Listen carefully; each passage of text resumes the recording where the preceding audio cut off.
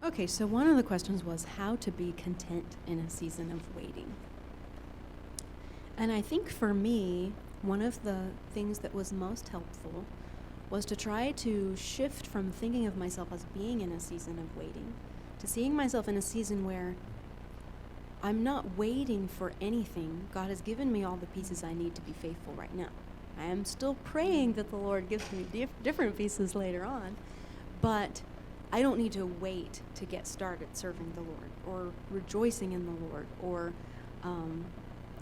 living in abundant relationship within the body of Christ or any of these things. So trying to fully enter into what is this single season that God has put me in. If it's not like just this pass-through season, but if it is a season in its own right that Paul talks about as being so important that he thinks believers can even like just choose to just stay there forever. You know, if you think you can serve the Lord better there, which a lot of women in history have, I think that helps. I think that helps us to really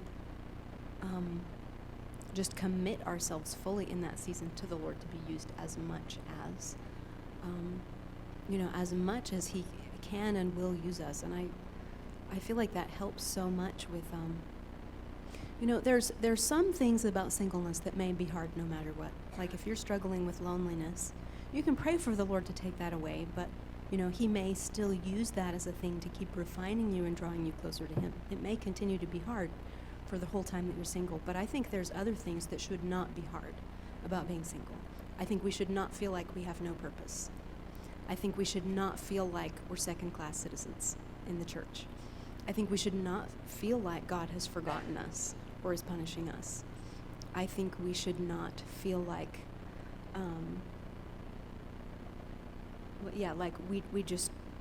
we have nothing to do until a man comes. These are not things that should be hard. And I would say that if these things are hard in singleness, be going to the Lord, asking Him to show you, Lord, I want to understand your purpose for why I'm here and why you want me here and what you want me to be doing while I'm here.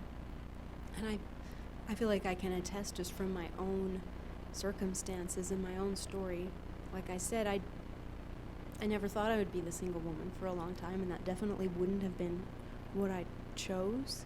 But the more I tried to commit it to the Lord and really rest in the fact that this clearly was His will and He clearly had a purpose for me to be here, the more exciting singleness became. And honestly, girls, it was better and better and better every single year. And the Lord was closer to me every single year. And I had richer relationships around me every single year. And by the time Reese came into my life, I did not feel like I needed marriage to be happy or to be fruitful. I was so happy. And I felt like I could be happy doing this for the rest of my life. And then he came along, and it was so clear that I could be more fruitful with him than by myself.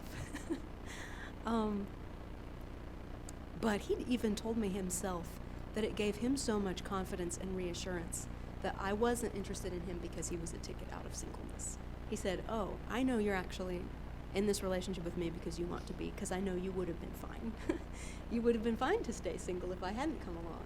So he said that actually made him feel very loved. And I think, too, it makes me less afraid of, what God might have in my future. Like, what if something really hard like widowhood or barrenness or, something like that is in my future? I feel like I've already experienced that God is with me, and God is enough, and God would take care of me, and God's goodness would be all around me if I had to be without a husband again later in life. And so that makes these things so much less scary in some ways, because I don't have to be afraid that God wouldn't be there and wouldn't be good.